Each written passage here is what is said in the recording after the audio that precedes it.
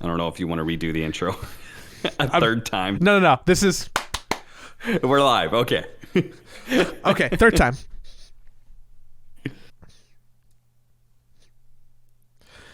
This is probably a bad idea to report. Fourth time.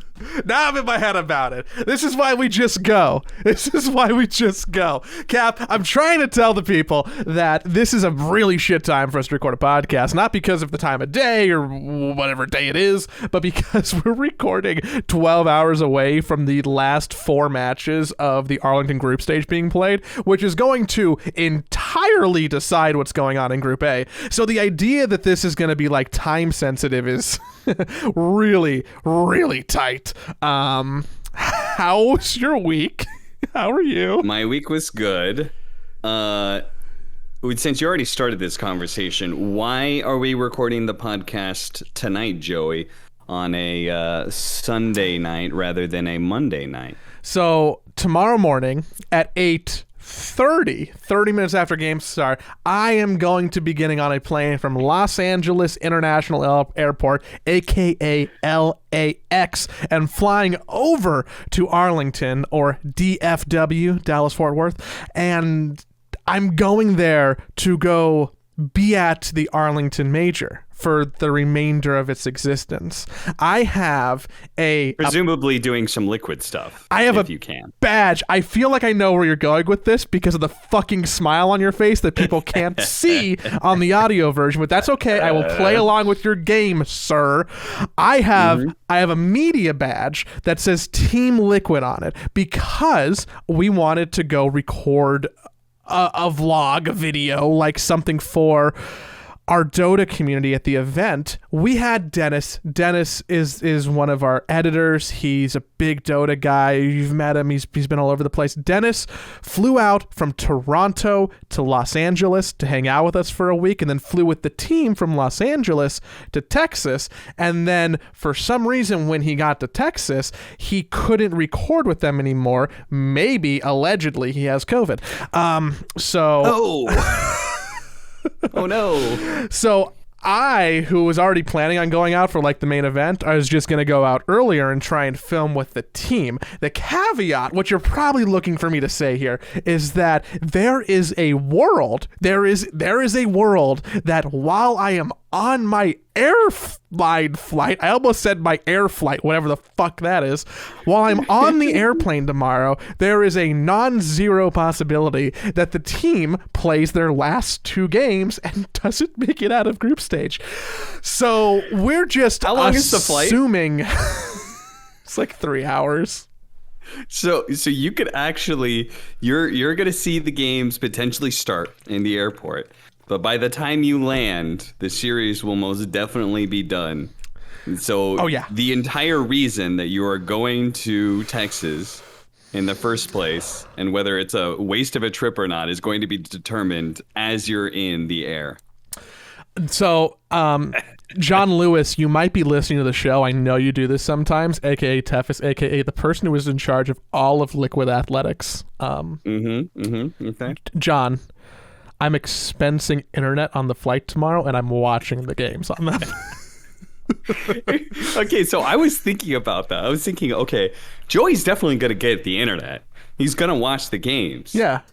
But how is it going to feel like, let's say, an hour and a half, directly in the middle of your flight, the dead middle, you figure out that Liquid is indeed not going to go to playoffs, have been eliminated, and that your whole reason for going there is now mute, and you wish you could just turn right back around. Okay, see, now that is never going to be the case for a couple reasons. First off, I think that we're being too negative about the situation because, sure, they could be eliminated, but they could also still be in the upper bracket. It's very undecided. So you're nodding like you don't believe that as a possible outcome, but I would say that that is someone who is not keeping the faith. Keep the faith. Listen, I had faith in them this morning.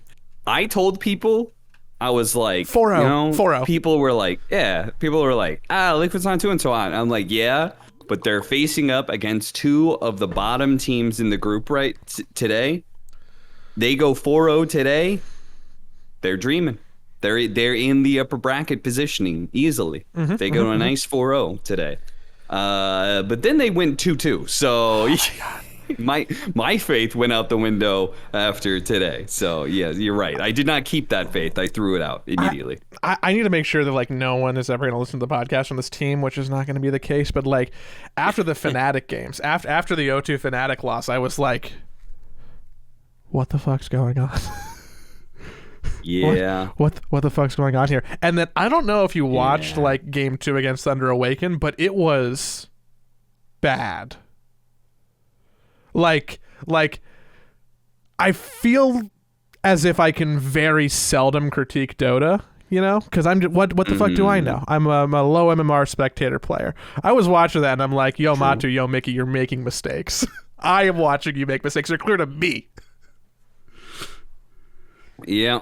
They did a Carry Slardar Tidehunter. That was some off the wall, off the meta shit that they had going on there. I'm not sure exactly what they got cooking up there on Liquid, but let me just say a draft like that does make me just kind of wonder if there are like too many ideas, you know? I don't know. It's an interesting, because Liquid on paper should be like one of the scariest teams to face internationally, just like no matter what region, you know? Like on paper, that team is incredibly good, incredibly great at Dota, great people, great Dota players. And for whatever reason, you just can't seem to have confidence in their performance. I could see performing this online. Liquid. Yeah, maybe they'll go really deep at Arlington. Hell, maybe they'll win the whole thing from the lower bracket, or maybe they'll bomb out here and they'll have a really nice run at TI. Like I feel like that is entirely possible. It just doesn't feel like they're going to go deep at Arlington and do well at ESL1 Malaysia and do well at TI. That just doesn't seem to be the kind of team that they are, and I don't really know why. Let's be clear about something too. If they don't get points, they have to qualify for TI. Yeah, and you don't want to have to go through that again. No. Because also qualifying for TI is a Secret that seems to be playing better, and Enigma that I think is now potentially a team again for real. Yeah. So I don't want to forget be Alliance. They're there too. Yeah, Alliance is also there. I don't want to be in a qualifier with Enigma. Fuck that. Fuck that. They need to be top 8. They would probably hope to be top 6, I think. But top 6 is a guarantee. Top 8 is a guarantee with like an asterisk on it. That like there's a couple situations where it cannot be. But yes, okay. Today's games were rough. One of the Talon games, I'm like, okay, this is like whatever. That second loss to Thunder Awaken, I'm like, oh, buddy, oh no. We have to play who tomorrow? RNG? Well, we beat them at the last event. Yeah, it's RNG on paper is the tougher team of the teams they've been losing or trading to. So. But I don't know. Maybe Ana's not going to play. Because RNG's playing with Ana. Everybody in Group A, except for like 3 teams, is playing with stand-ins, which is also wild. Fnatic is more TSM than Fnatic. Yes, they are. TSM actually showing up at this major in 2 different teams and 2 different successes. Because, I mean, the thing is it is 2-game series. So, like, whenever we talk about these groups, there are a lot of 1-1s. And you have to kind of remember that 1-1s, like if that was an actual best of 3, who the fuck knows what the rankings would look like, right? Like maybe some of these teams that are going 1-1 with every team would actually be just losing every series, or maybe they'd be winning every series, right? So it like, you know, because it is a 2-game series round robin, it does make the data a little bit more muddled, and it does make the Like just because Fnatic and Entity and these other teams that have stand-ins are doing well in the groups doesn't mean that they're going to be able to keep performing, especially longer the tournament goes. I think the more likely you're to be exposed for having stand-ins and not actually having your actual team. But right now, the story is incredibly great for Fnatic. Entity is second place in their groups, so Confirmed. that's four Group members B's of over. TSM. Yeah. Yeah, Group B is already over. So that's four members of TSM. The only person not here is Moonmeander. He's chilling on a beach somewhere in Mexico City, I saw. So, he's just chilling out, watching the major, watching his boys kick ass. So that's got to be a great feeling.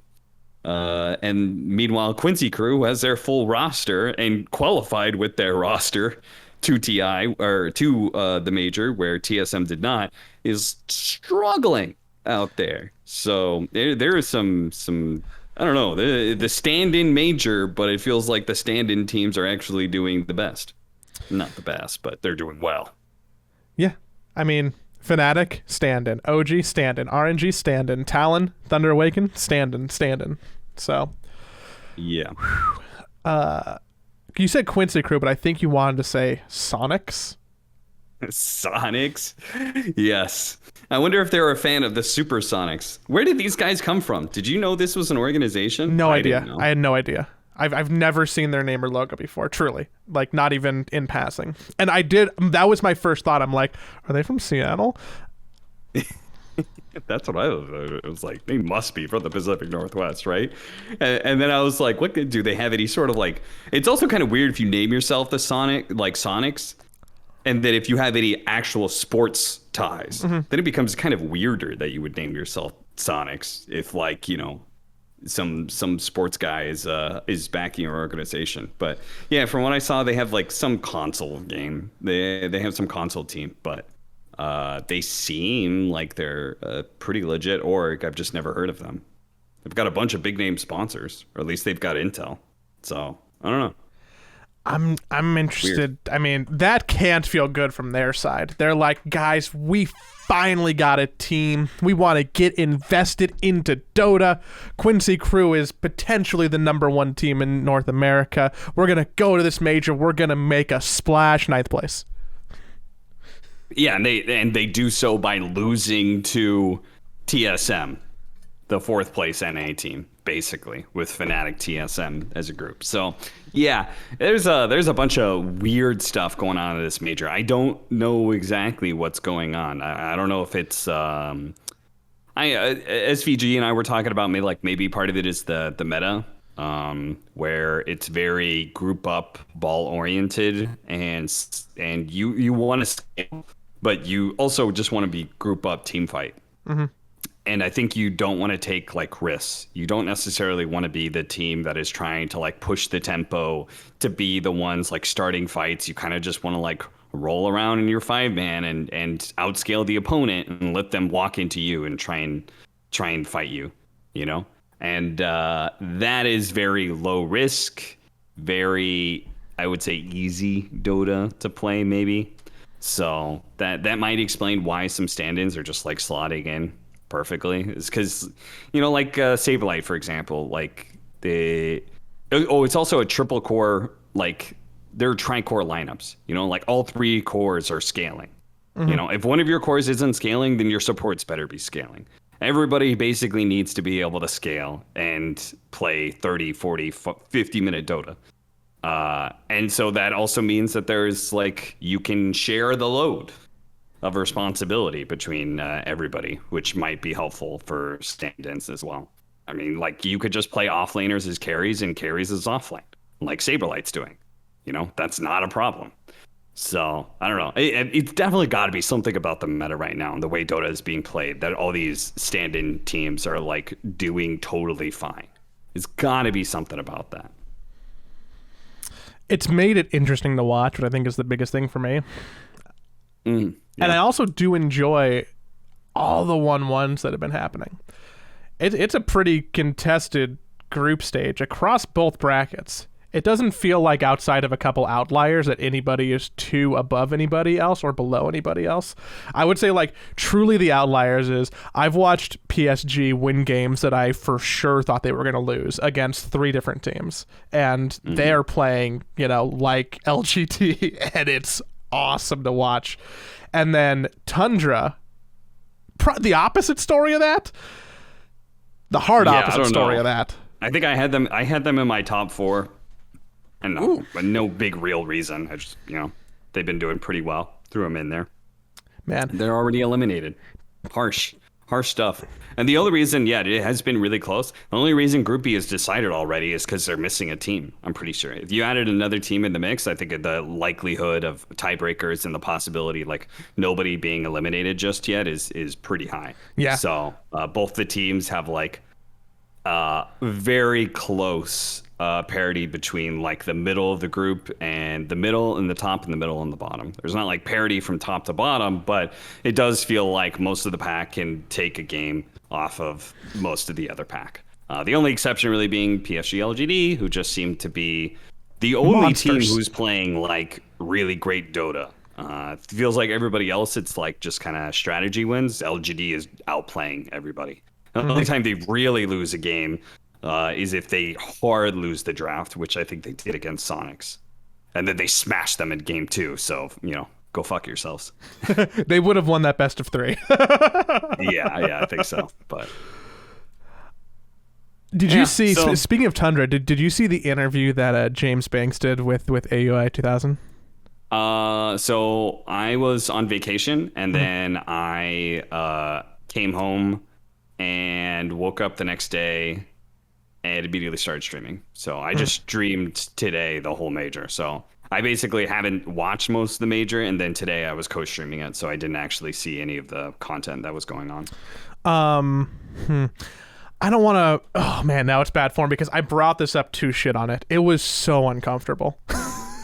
Oh, really?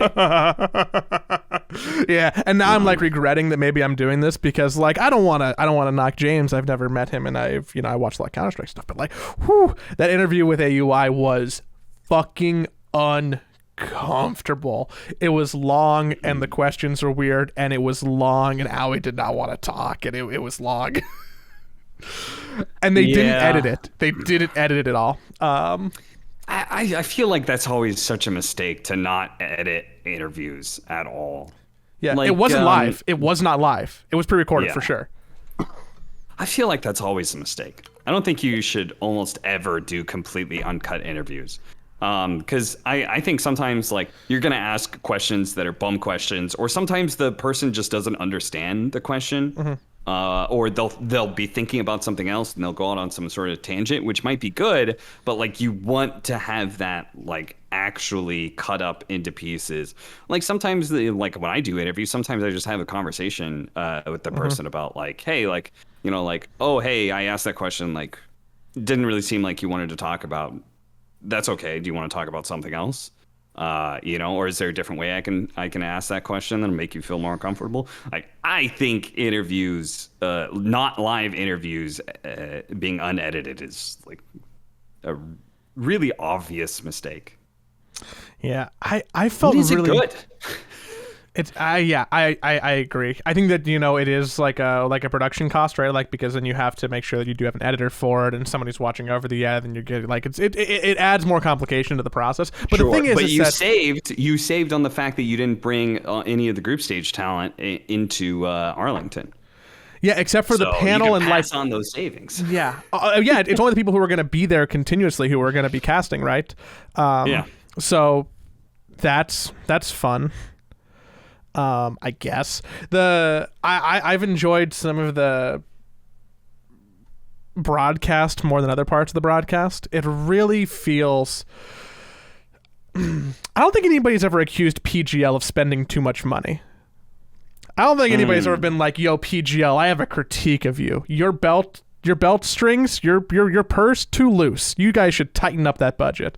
Because everything they're feels like the opposite of We Play, right? Where it's like We Play, it's like, Jesus Christ, guys, you're just dropping money at the like. Why are you throwing so much money around? That makes no sense. Like PGL is the opposite. In that, I think they're very thrifty in that regard. I think it is showing more and more every progressive event. I think that this looks like the cheapest thing that they've done, which is like a bummer to me, because I also am assuming that it might not be important to anybody, and I'm just being like a production nerd or like caring about the graphics or caring about the talent. I didn't notice anything that like really looked like, oh, okay. So I thought the Singapore green screen set was really bad. Yeah, that's really hard to make look good. I haven't seen anything like that was as bad as the Singapore set. I thought that one was really bad. The Singapore set was I rough. haven't noticed anything bad about this. I know there was like audio problems and stuff like that, but there's been audio problems. I think in every game I've watched, there's been like audio and encoding problems in almost every game that I've watched, which is rough. And like the actual venue, fine or whatever. But like the interviews have felt weird. Like some of the shoulder stuff has felt pretty weird. The graphics package I have like an issue with, and this is super. Actually, I was gonna say it's pedantic. It's not pedantic. It's so fucked up that they take all of the team logos and then change the color of all of them. Like, okay, cool, whatever. Two, they have fingerprints on top of all the team's logos, and now they know all the logos look distorted. You don't just like take someone's branding and then like make it look worse by applying like a shitty graphic effect to it. Yeah, I can see that. That does not seem great. Yeah, I mean, I could see like changing the color scheme to like fit something for like a shot, like some sort of like when they announce like here's all the teams for the major and something like that. Like I get that. I understand the problem that orgs would have with it, but I also think it kind of looks cool when they all really fit the color scheme of what you're going for. But yeah, definitely the like filter thing and like, yeah, if you're making it look worse, that is definitely not great. If everything is monochrome and the same color and it's universal, like that's not my preference as someone from a team. Or from any brand, I think, but like, okay, I can deal with that. That's like an aesthetic choice. But as soon as you start manipulating the actual logo, I think that it just looks bad. It looks bad for everybody. Ours looks like shit. EG's looks like shit. Navi's looks like shit. Most of these teams' logos just look bad and incomplete. And like, that's no longer our like word mark anymore. It's no longer our brand mark anymore. Sure. And generally, it's just bad practice to do that with companies or teams or anybody else. So, I mean, it's even more questionable when you when like a team has a brand like their logo and stuff is like slotted into their branding as well. Like OG Red Bull is directly on there. I'm sure Red Bull isn't super happy with something like that. PSG LGD is another good example. So yeah, I guess I could see that. Yeah. And all in all, I mean, how do you feel about it from a talent perspective, watching it out of curiosity? I feel like I can get really in trouble here. I mean, I would say that from my perspective watching it, it does feel a little empty. In that I think not having certain names, I think like not having Owen, it just feels kind of weird. Like Owen, like you shouldn't have to have every caster at every, like a certain caster at every single event, but like not having Owen and Sheever and Fogged and like there are some names out there, you know, that aren't me that I think like definitely could have rounded out the roster and made it look like when I'm watching it. Maybe this is just like my own bias or something, but like the people that I see that I'm like, like this is like the good shit, you know, like this is what the major is about. It's like when I see Lyrical and Trent, you know, they're like, killing it. They've casted TIs. They're killing it. I think they're doing a good job. I think Lyrical has gotten like really good as a play-by-play. I think he just improves every year, and he always impresses me.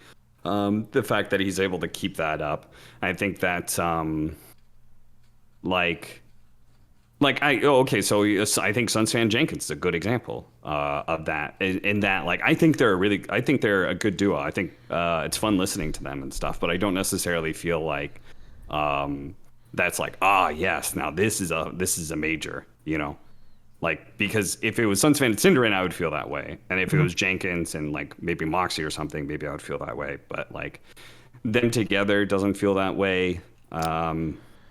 And I think the hosts are actually a really big deal for that.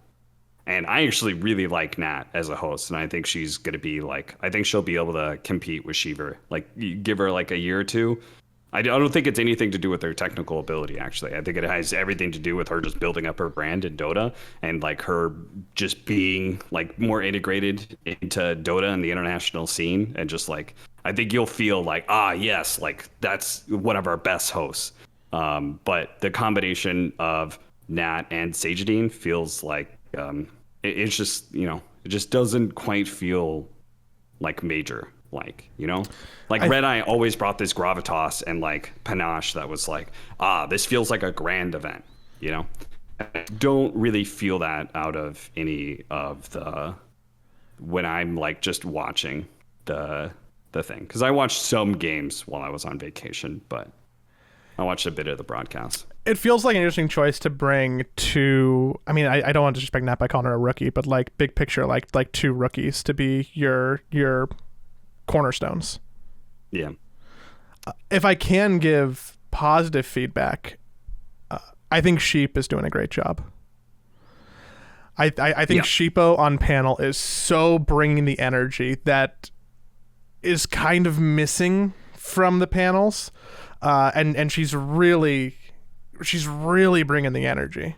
She's super bringing the energy, and like it's entertaining. What she's saying is poignant, and I think that in addition to Nat, like she is growing by leaps and bounds on that desk, and like I'm super duper happy for her.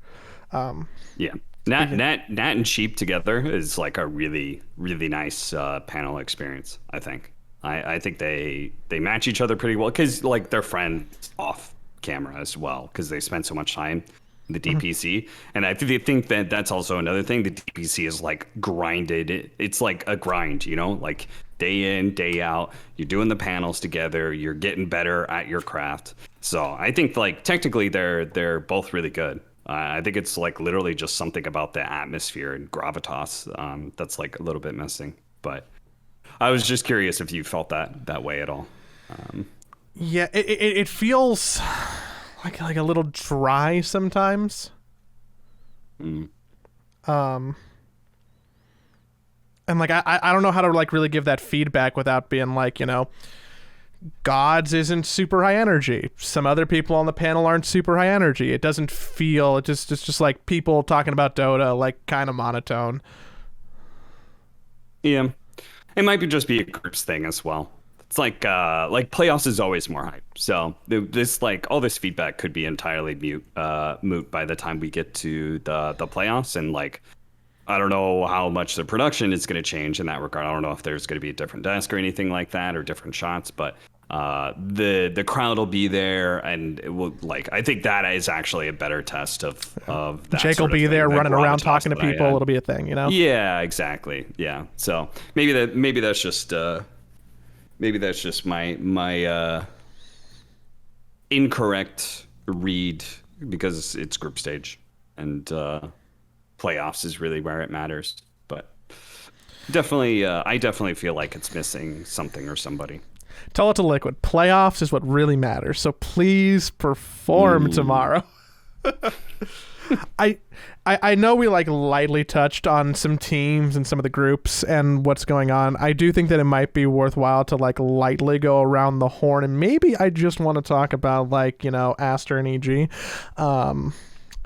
EG almost got eliminated.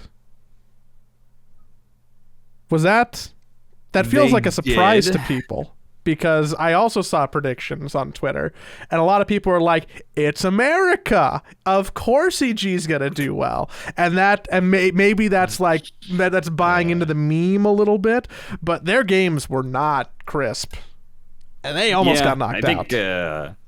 I think that I definitely didn't have them in my top four. I didn't put them there for the last major either. But it does feel like they have rounded a corner, and I think they're actually going to be good. The question, the scary part is that they're going to start in lower bracket, but I could see them making a very long lower bracket run here. Because I actually think that they have figured out how to make their roster work. I think that has been the problem is that they have been super talented, but they don't know how to make their roster work. And now it actually does feel like that way. I It would feels not want to like, play them in lower bracket. Like I would yeah, not want to play them in lower bracket. yeah, exactly. I think they're giving Nightfall some really good Nightfall heroes, and they're letting him carry from the offlane.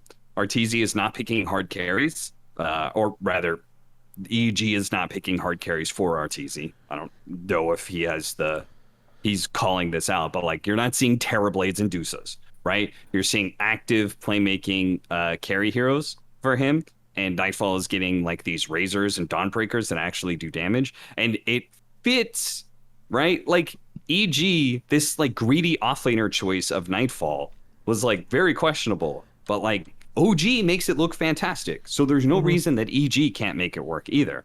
And it does feel like they have figured that out. It does feel like I don't know if it's just like the right mix of heroes or if it's something about playstyle. I'm not good enough necessarily to be able to like say exactly what it is on EG that they changed, but it feels like to me that they are now an OG team.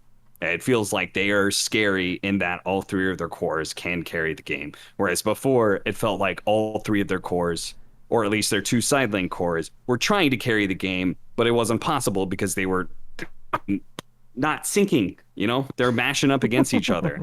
Like Nightfall was taking up too much space and nobody was doing anything. But now it feels like they're actually playing like OG. So I think that they are going to be super scary. But yes, day one and day two did start off pretty questionable. Which is just their motto at this point. Like so much of the fact that people call this Yeah, out yeah. tournament after tournament, like it's fine, it's day one, it's day two. But when you're a game off from tie breaking into being eliminated, like Yeah, and they're gonna match up against either Entity, I think most likely Entity, or because I think Group A is pretty scary, but Entity, or the other option is like Outsiders, OG, RNG, like one of those teams. Liquid. So it is they could get eliminated in the very first round. That is a very real possibility, but I think they look so much better as a team I than they don't ever. believe that Entity is as stellar as their record believes it to believe. Yeah, I mean, Group B already has this like weird thing about it where there's just a team missing. So like you just adding like if you put in an OG or an RNG or something in Group B, like how does that change things? You know, that could change things really dramatically if just like a really solid team was in there. Mm-hmm. So yeah, I would kind of feel similar. I think Entity is also coming into it where they've got this like I think Stormstormer's fucking owning right now, and I think if they do go far in this tournament, it's going to be off of the back of him because he is absolutely destroying kids. It's cool to see. I think this is his first. I mean, it's his first major. I'm pretty certain. I think it's his first big LAN. It's cool to see that he is performing on that LAN. I think he's doing great. So Yeah, like he doesn't have a tier one achievement or like even marking in his Wikipedia page. And if you look at yeah, his teams, it makes sense, right? It was like Creep Wave, Hellbear Smashers. That's like it, right? So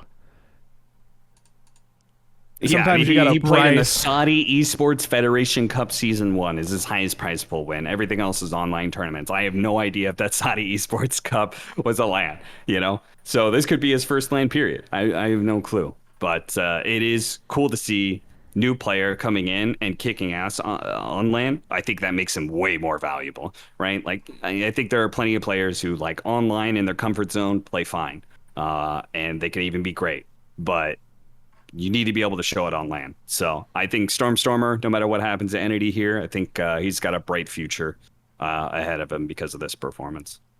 What do you think happened to Navi? I mean, I don't really know. Like Navi looked okay, but like the thing is that you can't trust these Eastern Europe results and like them playing against each other, for whatever reason, you just can't really trust. Like Navi looked fine in that DPC against Eastern Europe, and it did look very competitive, but you can't actually translate that into international success. I don't know exactly why. I would have to take more time to think about it, I guess. Maybe it's something about the meta in Eastern Europe or something, but it feels kind of like NA, where there's just like, there's going to be one team that does well, but the others are just not. For sure. But yeah, that's kind of what I was thinking about it from Group B. I think that, Acer doing well isn't too surprising for me. If anything, I'm surprised that Spirit didn't perform a little bit better, because I thought they were looking pretty hot coming off the back of Saudi. Yeah. And Boom still seems to be, as their score indicates, kind of middling. Yeah, they haven't really like popped off like I've been hoping they would. They just don't seem to be able to perform the best. I feel like they do not hit their ceiling when it comes to these LAN environments, which is a shame. I mean, they're obviously very talented players, but something is just not going right in these LAN events. I'm saying this now. Maybe they'll kick ass in playoffs, but I am expecting like a top, like maybe 7th, 8th, maybe 5th, 6th, but I'm not expecting too much more than that, given this group stage performance by them. Yeah. Well, I'm excited to see how Group A is going to shake out tomorrow. People will probably listen to this potentially already knowing what the results are. If I had to be a predictor person, I think that I think the group is probably going to stay pretty similar to the way that it is right now, and they'll probably be tiebreakers for elimination. Think Talon, Thunder, Awaken, and Sonics are going to be eliminated. Team Liquid's going to squeak on by, and then who knows what happens with upper bracket. Those teams that are crazy. Sounds about right. That sounds about right to me. I think, that sounds all right to me. Sounds about right to me. I really want to go. I'm really excited to watch games tomorrow on an airplane. Not anxious at all. I am making content at Arlington no matter what. Like, if that team gets eliminated, which they're not gonna do, it's not gonna happen. If that could age poorly, it's not going to. It doesn't matter. I'm gonna go there, and I'm gonna have a camera, and I'm gonna follow someone around, and I'm gonna be like, "Yo, Aiden, what happened?" And I'm gonna go talk to people in the crowd, and I'm gonna make something, because there's not an option to not make something. I'm gonna spoil something for the X amount of Team Liquid fans in the audience. We have a really cool show coming up on YouTube with SAP that we put together that I think is going to perform really well, but I don't want to put it on our jank ass, broken ass, bad for the content main Team Liquid YouTube channel. So we're making a Dota YouTube channel. Nice. That's good. That's what I've learned from Jenkins. No point in just continuing a shitty YouTube channel. Just fucking make a new one that actually hits the algorithm numbers. We're just making a channel and only putting good Dota content on there. And the first thing that is going to go on that channel is whatever I film in Arlington next week. So it needs to be something. I'm a little sad that I'm not going to be there, and could have helped you out. But ultimately, I have this like FOMO right now, but like if I know I would just be fucking sad. Because it would be another LAN event where I don't get to cast in front of a crowd. Everybody's going to get COVID too. Like this is going to become a super spreader, I'm sure. So like you're probably staying safe in that regard. Yeah. So I have a conundrum. I have a COVID conundrum. Okay. I'm going to Singapore for TI. Okay. Sometime soon I'll get to spoil what that's about. But I'm going to Singapore regardless if Liquid is going to Singapore. Mm-hmm. I'm worried that if I don't get COVID before now and then, that I could get sick on this long trip I am taking. So when was the last time you got vaccinated again? So my booster was in November, and my COVID was in March. And Yeah. So we're going to be 7 months out, and apparently the new variant doesn't care very much about, a lot of those things. So I kind of just want to get sick again. Don't say that. Well, okay, that's not what I want to have happen. Is I want the FDA to release the Omicron boosters early enough to where I can take it before Singapore. Yeah. Which means it needs to come out in like September-ish. If not, then like I just want to go make out with somebody who has COVID. Because I cannot get sick going to Singapore, and I cannot get sick for the sick vacation that is going on after Singapore. I can't be sick for like 3 weeks. I need to feel safe from COVID, and I am worried about that. So if I go to Texas and like get COVID, I also need you to not do that because I don't want you to get me sick during our vacation, and I also don't know most of the other people who are going to be in this vacation. So like. You're one of my only people that I know, so you're the social glue between me and other people. Well, we're close to being able to invite. This is just a conversation for us, but if you can just ignore the podcast for a second. Okay, I'm just Austin and I are gonna have a conversation. We're gonna get to invite more people as soon as we know who's going to TI. That is true. That is the weird part about planning this video. I mean, hell, there's a chance that I'm not going to Singapore. There's a weird. What if I just don't get invited to TI? You're absolutely this whole entire thing. Absolutely going to Singapore. But like we don't know who else we can invite from the DOTA scene who's going to be there. Like we can't talk to Blitz and Jabs yet. Yeah, they might not be there. Everybody else is going as super dope, and people who are like working on a thing in Singapore. Which I'm excited to talk to people about soon, TM. I just want... You want to hear about my vacation? Yeah. I saw a picture of a river, so I know that means you went to go see Mom? Yep. Yeah. Went to my mom's place on the river. There's nothing really to talk about. We were just kind of hanging out. I went to go see my grandma. She's doing good. She's more frail than ever, but still, like mentally, she's still like... super sharp, great to talk to, but it's one of those things. You just see someone just getting older and older, and you're just kind of like, it's scary. It's scary. I'm just like watching her around, and I'm just like, I feel like I'm constantly on edge because I'm like, don't fall. I hope she doesn't fall. Yeah, exactly. It's scary stuff. I was actually afraid to ask you about your trip because generally we know each other's schedule, but I didn't know that you were going up to North. And I'm like, oh no, is there like a reason for him to go on late notice? Like, is his mom okay? It was the fact that I wasn't invited to the major, so I was like, okay, I wanted to use the time. And I hadn't seen my grandma in a bit, and so I figured that was the right time to do it, especially with everything that's coming down the line. So, yeah. Now was the time to do it. It was really nice. Hung out by the river, went to the casino, lost some money, and then the final day happened. The final day was yesterday. We had a late flight, so we decided we were going to go swimming in the river. Me, my mom, Ellie went swimming in the river and stuff. And it was really fun and stuff. And then Ellie slipped in the river, and then she kind of got swept away a little bit. So she kind of got banged up a bit. But that was okay. And then we go up, and it's time to start getting ready to start packing and everything. So need to shower. It's river water, might be gross. So time to shower, rinse all that off. And the water stops draining at some point in time while we're taking a shower. And that problem had happened the day before, but it was the opposite, where it was a toilet that wasn't flowing.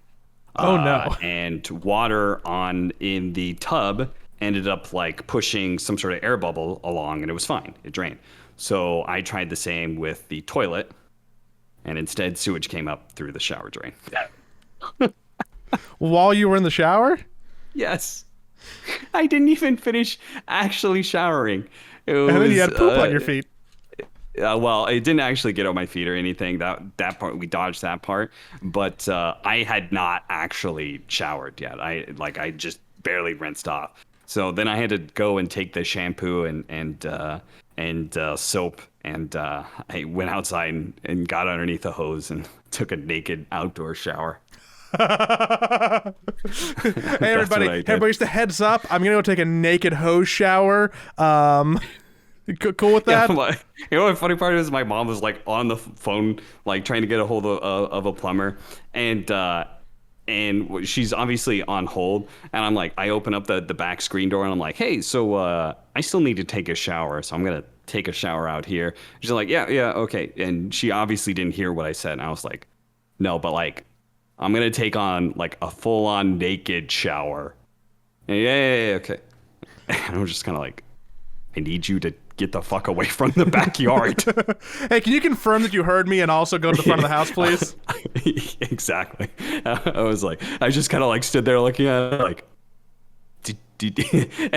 and then later we had a conversation about it. She's like, wait, you what? You take a naked shower outside? And I was like, yes, I told you this.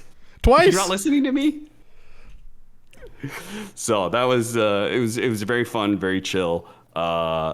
Nice little getaway, but it did end on a bit of a couple of disasters. I thought you were gonna tell me you got on the plane without taking a shower and were like gross all day. And No, I was sitting there going like, all right, how am I gonna get clean? Because I'm not getting on the plane like this.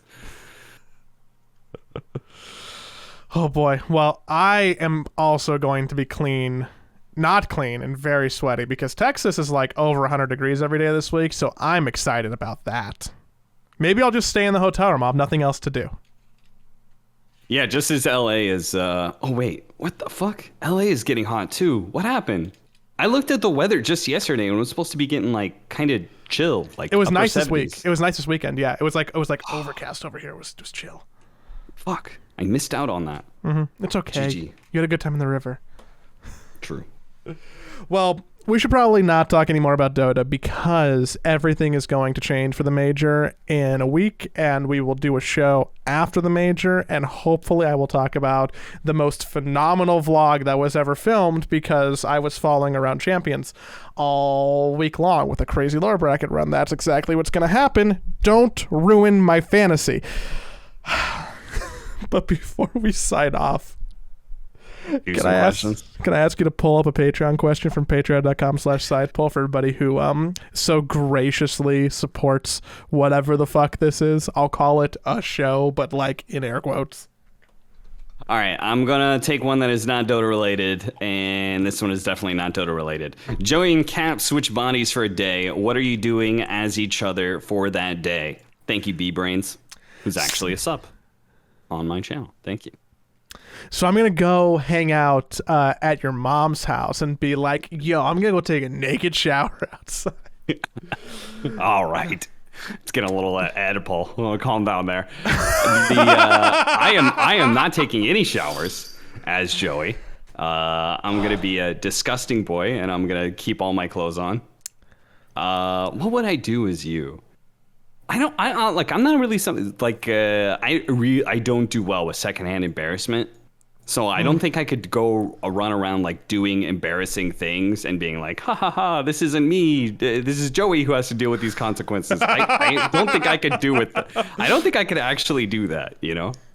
Yeah. What is something fun to do as you? Okay, so if I eat food, I wonder if like, do I get your taste buds? Do I get to enjoy the things that you enjoy? Or do I get to eat food, but the calories go on to your body? So, shit. So like I can go gorge myself and feel really good about that. Or like, if I'm in your body, like I don't know.